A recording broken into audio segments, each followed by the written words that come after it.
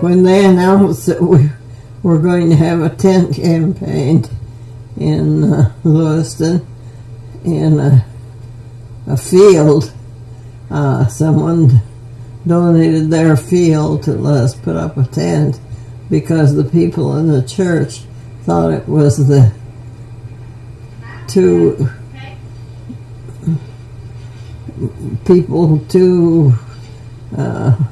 religious that had campaigns. Our pastor at that time just talked about being good. Never said you needed to accept the Lord. And he had just resigned, and another pastor had come and wanted a religious campaign in the church, and the people thought that was just too much, because we had never heard about such things. And my mother had in Ireland before she came to the U.S., but she wasn't one to speak out and contradict anything. So we went to Sunday school and church every Sunday, and walked several miles to get there. But anyway, when the pastor resigned because of age, we got another pastor, and he was from the Evangelical Free Church. And that's the group I worked with on the mission field. But I remember we thought we were really going to have fun at that campaign, a lot of the young people, and we gathered together and sat in one area, and the evangelist's wife came and sat down beside me, and I knew I had to be good and behave myself, and I listened very carefully to what was preached, and when the call was given to accept Christ, I was one of the first ones that went forward, and we had a real change in our church because of that. And so then I wanted to go to college when I graduated, and my boyfriend and I decided to announce our engagement when he came back from the war. And when he was through, when he went, he was killed in the First World War. And I never found another like him, so I've never married. But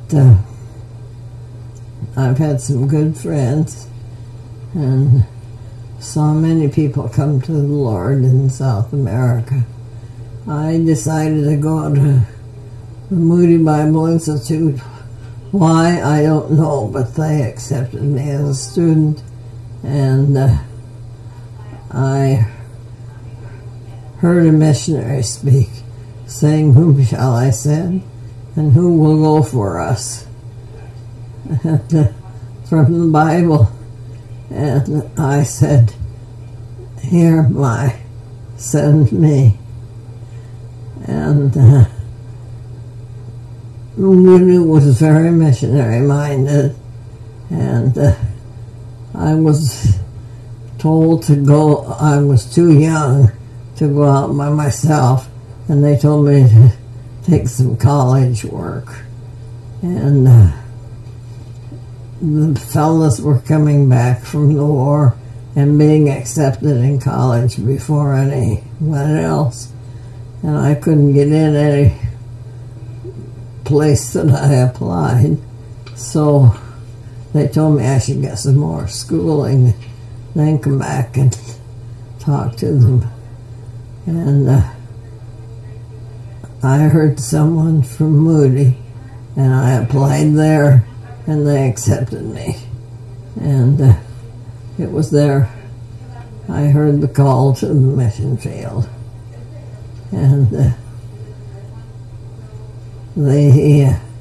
I applied to the Evangelical Free Church, and that's the group I served under all those years. And they took me and sent me to Kentucky in the home mission to get some training. And I liked it there, but it wasn't the same as going to another country, although Kentucky's quite different. But one day I heard a missionary saying, "Whom shall I send? Who will go for us?" And again I applied to the group I was working with, the Evangelical Free Church at that time, and they accepted me. And I had to raise support, and so they had me speaking in churches across the country as I told what the Lord had done in my own life, and got my support, and went to Venezuela. And there I was about 20 years, and then they sent me to Peru, asked me to change field and go to Peru. They were opening up a work in Peru, and it was more like a Bible study. People who wanted to know more about the Bible came. I talked to them. I taught in our Bible Institute. Had never expected to do that, but the Lord helped me, and some of my students from the Bible Institute are on the foreign field today because they learned about the Lord's call. Who shall I send, and who will go for me? And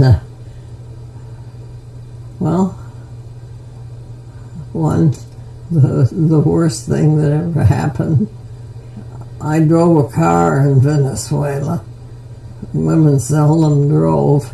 The police would stop me and want to see my license, and it said I could drive any motorized vehicle on the highway, and they'd salute me and tell me I could go on. And we got a pickup given to us from the oil company, which was very popular down there, and put benches in it and a canvas canopy over it, and used it as a Sunday school bus to take people from the country to Sunday school. And I can remember some men got angry because they couldn't get a license, but I had one. And I didn't think I was particularly different, but they said it was very different. And I moved people and did all kinds of things with that truck, but it worked. And then I was asked to teach in our Bible Institute, something I never expected to do, but the Lord helped me, and I have former students that write to me today from Holland, from Germany, from the Arctic Circle, and all around the world. So, in fact, I can't keep up with all of them. It's too expensive to send letters to some of these places. And, well, is there a scripture that the Lord has used in your life? Yes. When he said, "Whom shall I send, and who will go for us?" And I would say, "Here am I, Lord, send me." And that's a scripture verse. And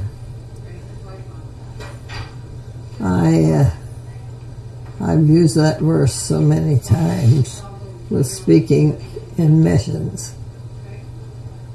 On home assignment, they'd send us to churches that were interested in our work on the mission field.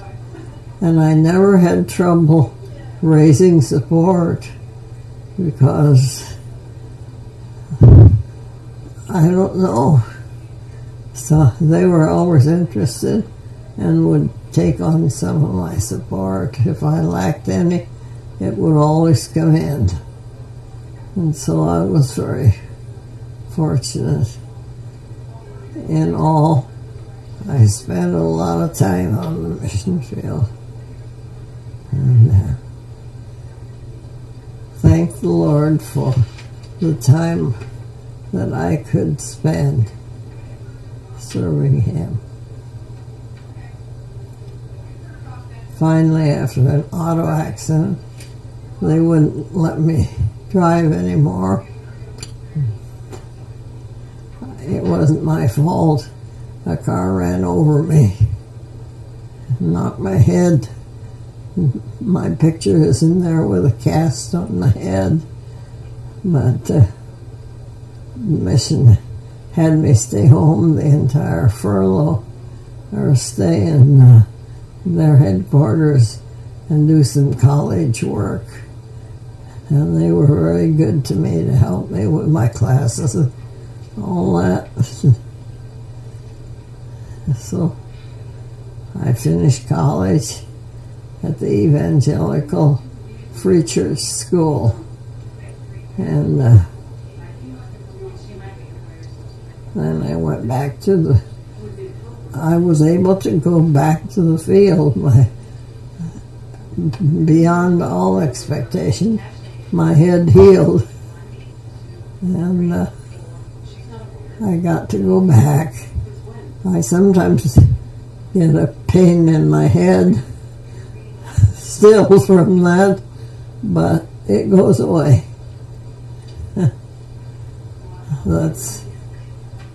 I taught Bible study. I taught in the Bible Institute. I taught classes, worked with women, and lots of things on the field. Anything I can think of.